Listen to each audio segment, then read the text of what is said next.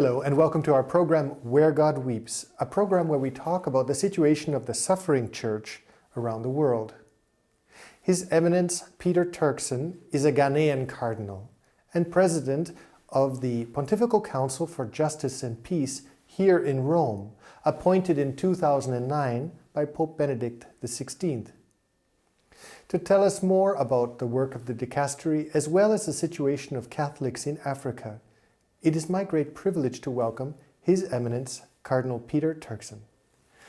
Your Eminence, thank you for being with us here today in our program. Thank you. Your Eminence, you are number 4 of 10 children, and your African name is Kodwo, which means Monday. What is the tradition here? Among the accounts, there's a tradition of having a 7-day week. Okay, and each day of the week has got a name. And anybody born on a day, the first name one gets is from the day of the week on which he or she is born. Then on the 8th day, the family would gather. And then he or she will receive a second name from the family. A role model will be proposed to their child already at that age. This is the naming ceremony. Okay.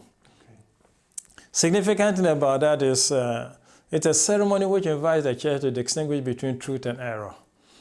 Okay, in the course of it, they will drop on the tongue of the child, a drop of water, and the child will be told, if it's water, it's water.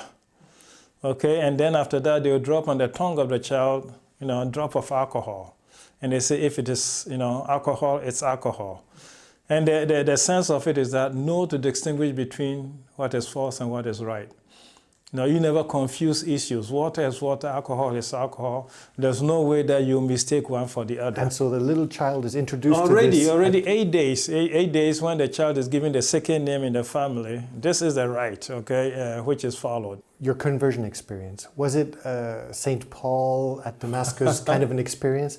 Or how did you come to know God? I was introduced into the faith by my parents. So, I learned catechism like all kids who wanted to receive First Communion, and so catechism wanted to receive confirmation and all of that. The distinguishing or the characteristic feature of all of this is probably consistent is that I did not grow up in a town with a residential priest. Okay, I grew up in what we call in Ghana an outstation. So just a place where a priest would visit every now and then, and that makes a lot of difference. And at a certain point, if we want to receive communion every Sunday, then we'd have to walk about 6 kilometers to go to the residential station to attend Mass. Which must have given you at the same time a great love for the Eucharist, in the sense that if it becomes so precious that you have to walk so far. I found myself doing most of that when I suppose I became the good kid when I was rather in the minor seminary. In response to actually your question, no, my conversion was not like that of Paul. It was not episodic. Okay, like that of St. Paul. I think mine is like very many other Christians. You're born into it and you grow. With gradually grow. But as you grow, then you begin also to discover that, or you begin to also to recognize that they need to deepen certain things and enrich your knowledge about certain things and try to really understand why you do what you do. Okay, why you believe what you believe and all of that. That it becomes yours. It becomes yours, and this incident is a big challenge. I think it's probably one of the biggest challenges. And if you would ask me, I'd say that the occasion for the new synod, the new evangelization is probably related to this, because for very many of us, and I think I don't blame any missionary. They did their best. Working in an environment where they did not know the language and all of that, the best they could do is put a few things together, a few thoughts and a few notions, which, they taught, people in the form of catechism. Just to introduce, yes. Catechism, all right? But the thing with catechism is that it also, it ran the risk of just leaving you with a few notions, okay? Making you what you might call, notional, Christian. Notional Christianity. You know a few things, but without really nothing become very deep. So it's still an issue for me. I think it's still an issue in the church trying to figure out. Particularly in Africa or actually No, I think globally? it's all over. I think it's all over. That's why I say that I think the occasion for this new evangelization is really that.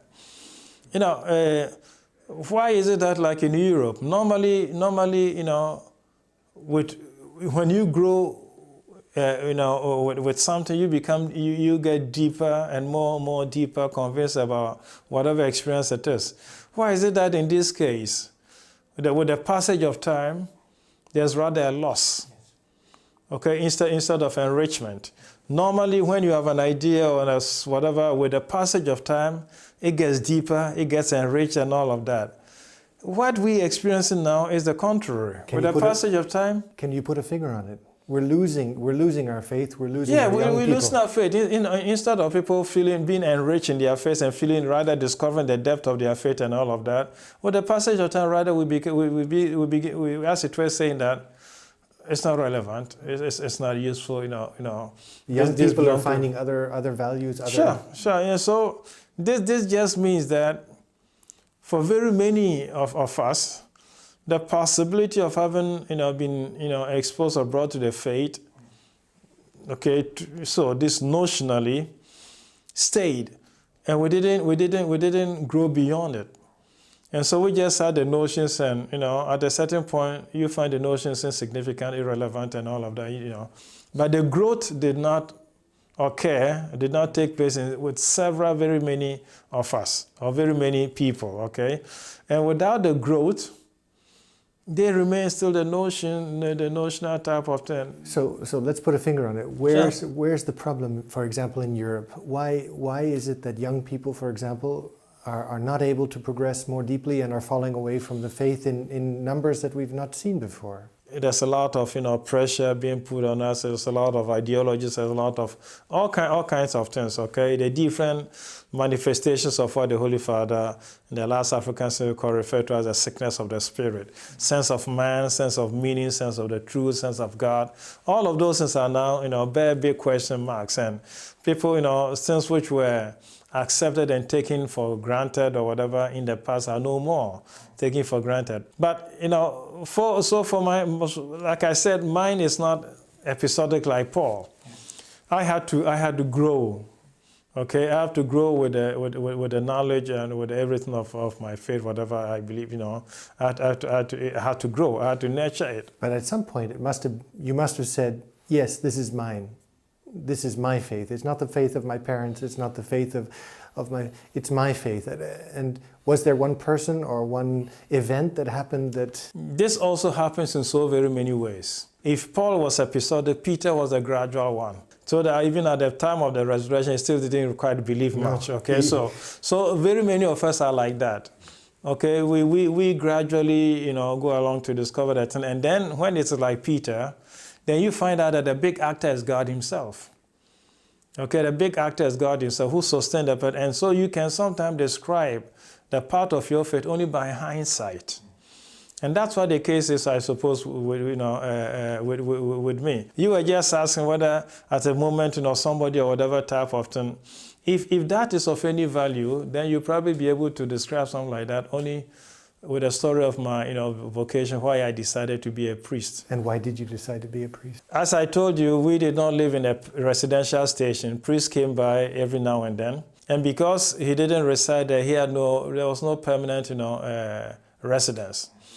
We had the church in this mining town where I grew up had a tower. And so he prepared a room for himself in the tower. So whenever he came, he lived in the tower. And living in a tower, he had to get up and be up, and ready for mass before, the faithful would arrive. And so it was that we always find him ready in the church, pacing up and down the aisle. As a kid, the sight of this missionary pacing up and down the aisle with his hands behind his back, dangling from side to side, it struck you. But when I tell this story to seminarians, it's only to tell them something that is very true about not only about me as a seminarian, but I hope about almost a lot of us. Sometimes the way God gets us and sets us on certain pathways, if you want, comparable to a starter in a car engine. Okay, you need that small gadget to get the whole engine in motion. Okay, it's not the starter which drives the car, it's the engine which does. But the engine needs to be called into motion if you want to start it by this small little gadget. Okay, now so the gadget itself is insignificant. It cannot drive the car, by no means. Okay, but it's what you need to get that whole big engine moving. And that is true with so many, very many of us. In my case, the starter was the sight of this priest, whatever type of thing. But once in the seminary, I had to discover what it means to be a priest, why I'm in a seminary, what I'm, the type of things you study now. Then you discover that, what really matters, if you want, in this vocation. And I say this is true because I think to a large extent, if married people will be truthful, they probably also say the same thing about their partners and fiancés. Something small attracts you to somebody. But when you get together, if you want to have a lasting relationship, then you have to discover something more substantial about each other. And you have to work. And you have to work. So that's what happened. I'm going to ask you, I want to go back to the question of Europe and Africa. Why is the loss of faith in Europe important for Africa? Yeah. It's clear, it's clear and evident. It's clear and evident. I mean, for what the church is not a national, tribal grouping. The church is a universal phenomenon. And it had a start. It had a start in Jerusalem. And so, the Holy Father and the popes have never ceased referring to Jerusalem as first, the expression was elder brother in the faith. The church is always aware of that, about how God began his plan of salvation with the people of Israel. Okay? And then from there it came to us. Now it came to us by divine providence through Europe. It could have come through Ethiopia. Okay, so as there's a strong tradition that Mark and all of that went to Ethiopia. Why the faith did not go down from Ethiopia across the desert into Kenya and West Africa, probably, only God can probably, tell why, or divine providence. So as providence will have it, Africa south of the Sahara will receive the faith through missionaries who will bring it from Europe. So that's how the faith of Africa is starting with the faith of Europe. But today, for example, the Catholic Church in Africa is exploding. It's growing rapidly. It was at the turn of the century 2 million, now it's 147 million. In 2050, they estimate 230 million, 1/6 of the world's Catholics. What is it that Europe still brings, or rather, what is it that Africa still needs from Europe? No, okay, the thing about missionary thing is not really what Africa needs from Europe. It's more a description of a pattern. Okay, a pattern which was not decided upon by any of us. Okay, I mean, the divine providence which sent the faith through Europe first to Africa wasn't decided upon by any of us. And why it was blocked, in Ethiopia and did not go further, none of us had any control. So at a certain point, we need to recognize divine providence in this. When that is the case, then the birth of the Christian faith in Africa is very much related with the faith in Europe because the missionaries came from there. And so the first concern then is about the fact that Europe cannot fail Africa in the sense that it cannot abandon the faith that her children traveled and went through all big sacrifices to sow in Africa. And it cannot also abandon the faith because then that makes Africa an orphan. Okay, Europe without the faith leaves Africa and all the missionary countries orphans. China, Latin America, Africa, whatever. If we would have Europe, that is Christian-less, all of us would be without roots. Okay, and that's not good for us. It's not good for us, as an experience, but it's already now even not good. What is happening in Europe is already not too good for Africa because others who are opposed to the Christian faith use that and say, look, if there's anything in this, those who brought it to you would not have abandoned it. So why are you so uptight about? But at the same time, Pope Benedict, for example, called Africa the spiritual lung of humanity. It does. I mean, right now, the growth is there. Yes. I mean, the growth of the church in Africa is, if you want, it's a phenomenon in itself. But if you look at just Africa, the church in Africa, you describe growth, although there are a lot of challenges also. But you describe a lot of growth, okay? For which I would say that let that growth be a permanent and enduring type of growth. Let it not be anything like it's notional. That will say, give us whatever. I mean, we need to learn some lessons here. We need to learn. At this point in time, there's no way any seriously thinking Christian in Africa will sit down and look at what is Europe and then now feel like seeing what went wrong there and wonder whether that same thing can happen. Well, this is precisely my question, because Pope Benedict said at the same time that this lung can become ill with materialism and relativism. Can be infected. And this is what the question is now. Is this what's also being exported now to Africa? And what danger does this mean for this new church? And how does this new church protect itself from the illness which is being, if you will, exported through the culture and these questions? It's a big thing now. I mean, the interconnectedness, the interrelatedness, between different parts of the world, between humanity all over the world, it's so enhanced that you can hardly think about any part of the world that is not affected by a phenomenon, one place or the other. So the thing about the influence, ideological, cultural, technological, that exists. And that's why if we're not careful, we'll get to where Europe is gotten faster than it took Europe to get there. Okay, if the loss of faith in Europe is the result of all of this, whatever phenomena you call spiritual, whatever sickness, whatever of the spirit and all of that, it took Europe several centuries, okay, to come to where it is now. Now, if we do not learn our lessons right and forestall against some of whatever, we will get to where Europe has gotten faster than it took Europe to get to where it is now, in terms of faith. So what do you do? So what do? We learn from the lessons of Europe. I mean, how is it that people who once believed now find faith irrelevant? We need to do some search here. We need to think through this. We need to find out, try to discover reasons or come up with an answer, however hypothetical it may be. But we cannot just observe it. And stuff is, you can go on with this because recognize that up to now, all the theologies we do and all the theological books we use are still come from Europe, produced from here. Okay, and so that's why we need to be probably God save us, God first saves, and the Holy Spirit and all of that. But it's so. Europe had a long period dealing with St. Augustine and St. Thomas Aquinas and those Scotus and all of these, whatever, until the late theologies evolved.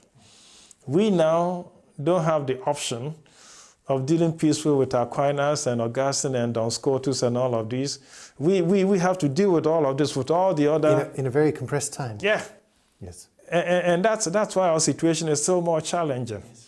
It's challenging not simply because we need to make sure that the passage from traditional religion to Christian religion is well done, but we do make sure as a church, as a Catholic church, preparing people for ministries, seminaries, and all of that, we still need to make sure that we're able to mediate sound theology, sound faith to the future pastors, to all information, religious houses, and ultimately in the parishes to candidates who come for, who come asking to be baptized, asking to be exposed to the faith. So the challenge is far greater. The challenge is far greater over there. Thank God, still there's growth and all of that, but for me, that's why I would wish that the growth doesn't become a passing phenomenon. Okay, and if it should not be a passing phenomenon, then we should... Like a wildfire which burns out but has no roots. We need to make sure it doesn't become that. Yeah. And if it should not become that, then we the one to start working now. Is that why Pope Benedict he's been now... Cameroon, Angola, and now to Benin. Is this something where you see that the Pope is placing his weight precisely in this area to say, we here too, we put the roots of the church deep in the soil? That may be, I cannot interpret the Pope's thoughts at all for him. I suppose but all I'm saying, definitely, the fact that he's traveling to Africa. Yeah, the fact that he's visited Africa, he's traveled to Africa twice then, Cameroon, Angola, and now only to Benin to sign, the exhortation, the post-synod exhortation. That can speak for, but that can speak also for the fact that, he threw a challenge, a very subtle one, and probably a lot of people will probably still need to discover it. In Cameroon, when he assisted at the worship, in Cameroon, with all the dance and everything and all of that, he later on referred to St. Cyprian to invite us to learn, to make the body and everything not distract or detracted from, the presence of God. So yes, dance and yes, sing and yes, and all of that, but all of that should be done in such a way that it still leads you to the recognized worship of God. There's something that we may not lose sight of. It's so if you go to some of these evangelical churches and say, it becomes a big fun fair. It's a lot of jumping or whatever type, and one wonders whether people feel that they are before a presence. Okay, and that's a caution that he dropped, and I think it's a caution that was well taken. You yourself, in a certain way, you're a bridge. You're here living in Europe. You're from Ghana. You're an African cardinal. You are president for the Pontifical Council for Justice and Peace. How do you see your role also in this capacity as a bridge between what we've just been speaking about, Europe and its traditions, and Africa and this growing, blossoming faith? My presence over here, though, is kind of pretty defined and pretty specific. Okay. I'm here as a member, as a president of Justice and Peace. It's part of the Roman Curia, and the Curia, if you want, is the cabinet or the ministerial, whatever, of the Holy Father. So it's pretty clear in the sense that my mandate is kind of, with this office, assist the Holy Father in his leadership and, Ministry of Leadership of the Church and everything that he does. So it's kind of pretty specific. Nevertheless, the fact that I'm Africa, that is still there, and the fact that, issues that we're dealing with, all over the world, still may call for a certain desire to want to see their relevance or the application to Africa and all of that. So that may be there, but I think I feel also invited and challenged to be able to develop a wider perspective on the outlook on things than the tendency to be limited to Africa is there. But I need to go beyond that. I need to step beyond that. This is a position that is universal. I myself try to present that in the office with the staff that we engage, to kind of show the universal face of the church also in that office. And if that is the case, it's not only to make the universal face of the church visible, and manifest in the office, but it also has to characterize our points of view, our attitude, and our way of approaching everything. This is a universal church. And the ministries that we perform and do must have that universal perspective and scope. And I think that's what it is. It's not to deny or set aside the African root or the African connection, but it's an invitation to step beyond that, while recognizing that being rooted in that, still to maintain a very pretty universal, perspective and scope. I want to ask you one more, let's say, defined question about the mandate of justice and peace.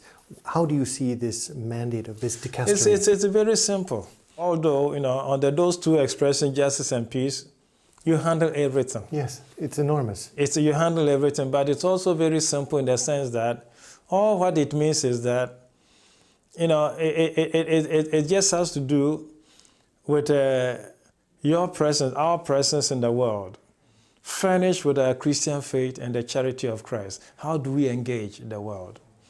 So how do we engage the social order with our faith and with the charity of Christ? And in how we engage the world social order is just that. Politically, economically, democratically, in terms of finance, in terms of whatever, business, economics, use of capital, trading, whatever. In all of this, I suppose that the thing is to be able to witness to our faith and the love of Christ in all situations of life. And when that is the case, we are challenged not to do all of these things as if we have a piece of toast and we spread, a strong layer of butter on it. That's not how Christian life in the world is meant to be. It's not a piece of toast with a spread of a thin veneer of margarine or marmalade or something. That's the Christian life in the world has to be a life in which all of this is leavened. Everything is right from the core. So you witness your faith and the charity of Christ politically, economically, financially, whatever type of thing. It doesn't have to be, I go to church and then I step out of church, business as usual. This has been the tendency. But, it's at certain points, unfortunately, we Christians live like schizoids. Okay, we split our lives. Our public life is our public life, and our private belief is something else. There's nothing like that. It's not. There's nothing like that. When that comes to, some of the religions teach us a good lesson in this regard. I mean, you can have a Christian who, at a certain point, then is not a Christian, and becomes a Christian when he goes to church. In certain other concerns and certain other engagements, it doesn't really exist. It's an artificial type of that, separation and extension that we make. But I suppose. And the person is not unified. The person is. It's not. And if anything, if again Scripture teaches us anything, when we are at peace with ourselves, it just means that there's also harmony and communion, not only between us and God, but also within us. And between us. And between us. The lack of communion, the lack of communion is the lack of harmony, and lack of harmony is the lack of peace.